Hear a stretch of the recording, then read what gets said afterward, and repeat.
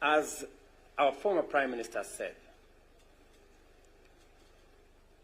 savings is a very important component of any meaningful progress of a country.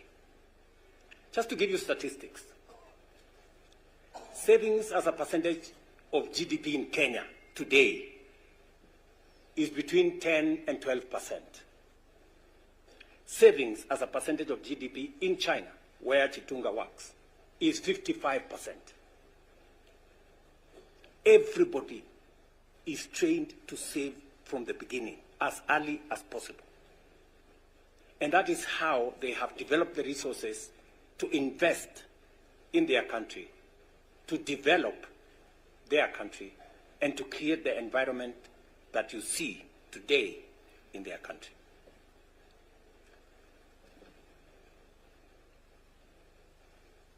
I undertook to the people of Kenya that I was going to change the savings culture, and we are going to change the savings infrastructure in Kenya. You all remember, everybody used to pay NSSF 200 shillings. Everybody in Kenya, 200 shillings. And the employers used to pay for them 200 shillings. Until 2023. That is 2 years ago. And it was okay. It was okay. We are paying 200 shillings. Explain to me why 200 shillings is okay. How is 200 shillings going to amount to a saving? So I said we were going to change this. And today, every Kenyan, like what is going on in Uganda. For your information, Uganda has a bigger social security fund than Kenya, although they have a quarter of our economy. Tanzania has a bigger national social security, although they have 50% of our economy. Why? Because they made the right decisions about saving.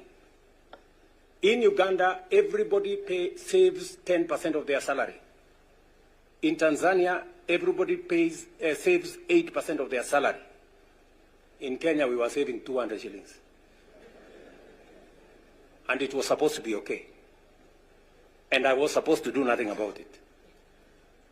Really? So, we made the right decisions. Today, every Kenyan is saving 6% of their salary. And every employer is saving on behalf of their employees 6% of their salary.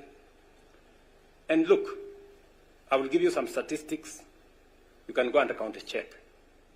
From independence up to 2023, we saved 320 billion in 60 years, right? But in just 2 years, from 2023 up to 2025, today, we have saved 280 billion. By the end of this year, we will have doubled the money we saved in 60 years. And by 2027, sawa. Yes.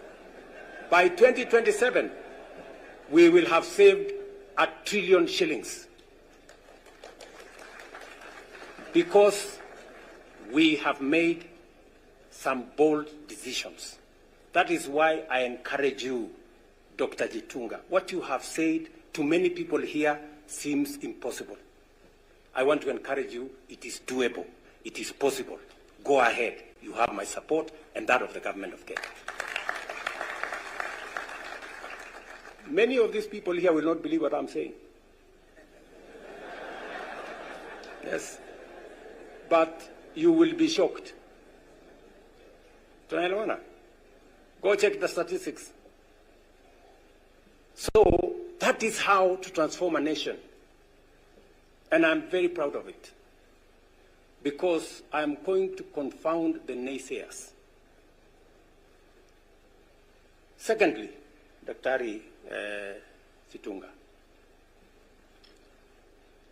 as we transform the nation, the cooperative movement is very important. And I like what you have said about research and about innovation and about AI and what your plan is in that space.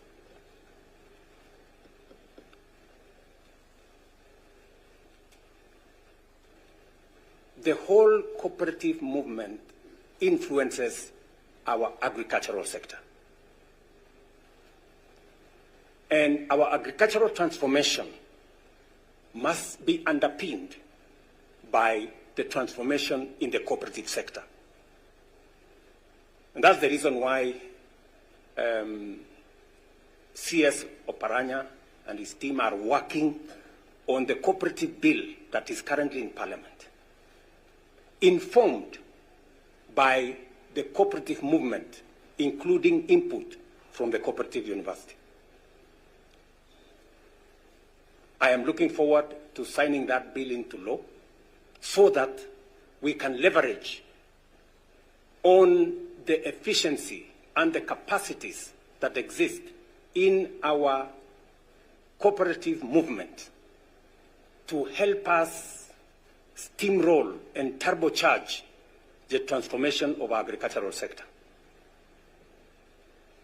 Just to give you some statistics, the agricultural sector, we have, because of God's blessings on rain, interventions we have made in inputs, fertilizer, seeds, and others, we've seen growth in the agricultural sector. That growth will be enhanced if we organize the cooperative sector better. And that is why the cooperative bill currently in Parliament is very important. We've seen, for example, growth in the maize sector. We've moved from 40 million bags to 72 million bags. You've seen earnings from tea went up from 170 billion to 215 billion. You've seen coffee sector. Prices of coffee has moved from 50, 60 shillings a kilo to 100, 140 shillings a kilo. You've seen in the sugar sector, we are witnessing the biggest transformation. Ordinarily, we would be importing between 300,000 and 400,000 tons of sugar into Kenya. This year, we imported less than 100,000 tons. Why? Because our productivity grew from 490 metric tons, go look at the statistics that Kenya Sugar Board, to 815 metric tons. We just concluded the commercialization of the 5 sugar mills owned by government. My opinion is government has no business owning sugar mills. It should be run by people who understand it in the private sector. We've just concluded that exercise, and you will see the transformation that is going to come from the sugar sector. It is my belief, and we are working towards making sure that in the next 3 years or thereabout, Kenya should be a net exporter of sugar. We should not be importing sugar into Kenya. We have what it takes to export sugar from Kenya. I'm saying this, Dr. Chitunga, to encourage you that this country needs bold, courageous leaders like you to move it to the next level. People who believe in this country, citizens, patriotic citizens, who will do their best, stop at nothing in the transformation of the country. Finally, when I was in China with this good friend, many people thought, oh, William Ruto has gone to negotiate for more loans. Yeah, listen to me and listen to me carefully. You heard this young man speak here. He has not said he's going to look for loans. He has not said he's going to look for money for government. He has said he's coming to me to look for no objection, letter of support, because he wants to transform this place using private-public partnerships. And you have seen him with some of the partners that he's going to work with. That is the way to the future. The road we have, you saw listed from Rironi all the way to Malaba through Nakuru, is not going to be built. Is not going to be built using loans to the government of Kenya. Unasikia? It is going to be built using a toll infrastructure, public-private partnership, investment. That is what is going to build that road. The railway you saw put in the framework that we negotiated in China, from now Naivasha all the way to Uganda, is also going to be built not by loans to the government of Kenya, but it's going to be built by investments.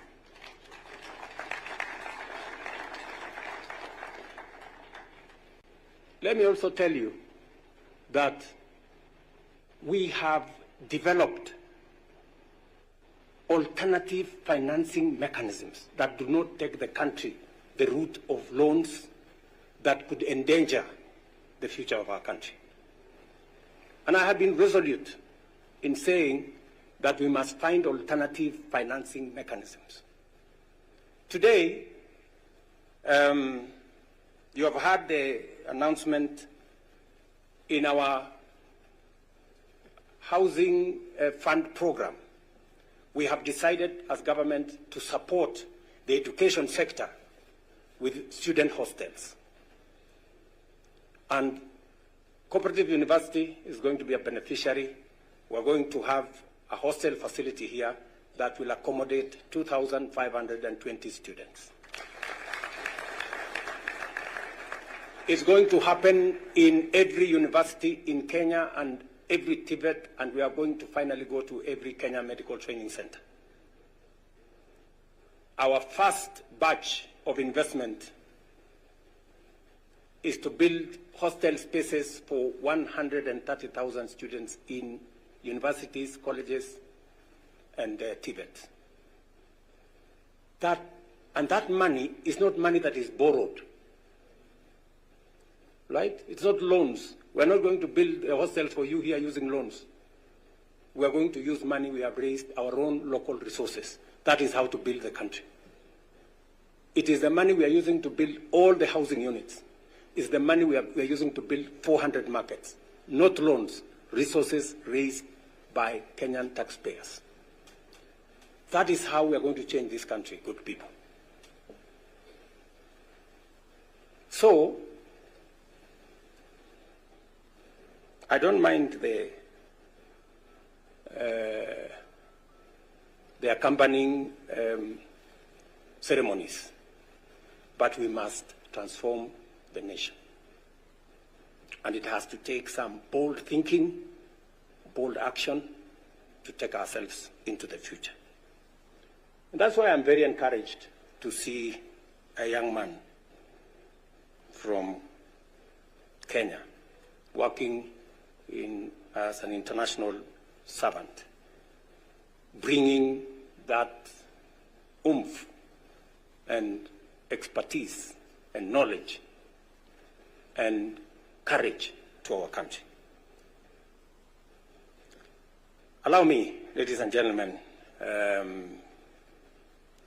to say, accordingly, we are implementing a sustainable higher education funding model, as I said earlier, to ensure every learner has an opportunity to be their best. The cooperative model is central in our economic transformation strategy.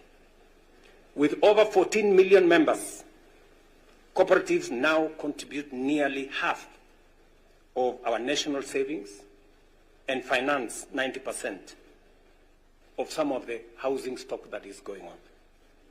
The implementation of Sessional Paper number 4 of 2020 and the Cooperative Bill 2024, now before Parliament, will institutionalize reforms that center training, research, innovation as pillars of a modern and sustainable cooperative movement. This university is not just a partner in this effort. It is an anchor. I like what was said here, and I like the questions Chitunga is asking. As we deepen investment across our 5 priority pillars of agriculture, MSMEs, housing, healthcare, and digital economy, we look to Cooperative University of Kenya to provide leadership, capacity building, and research that translates into real, measurable change in people's lives. Allow me at this juncture to highlight a few of the commitments that have been made. One of them is the hostel infrastructure for this university. And secondly, through the Chancellor's Legacy Program that Dr. Chitunga has just elaborated, we welcome initiatives to expand infrastructure through public-private partnership, establish new research centers, and build sustainable financing. The government will remain a committed partner in delivering this ambition. And number 3, recognizing that land scarcity is a barrier to growth, we will work with the university to secure additional land for flagship projects, including the proposed Cooperative University Innovation Hub, a facility dedicated to research, training, incubation, and community empowerment at the heart of the cooperative movement. Ladies and gentlemen, the Cooperative University of Kenya must continue to serve as a national resource, a catalyst for social equity, and a laboratory for economic transformation, and a beacon of hope for communities it serves. Empowering communities is not merely a slogan. It is a strategic imperative in building an inclusive, sustainable, and just Kenya. The government of Kenya stands firmly with this institution, and we will continue to support your programs, invest in your growth, and co-create pathways to prosperity for every Kenyan household. To Dr. Chitunga, Mr. Chancellor, the University Council, management, Senate, faculty, staff,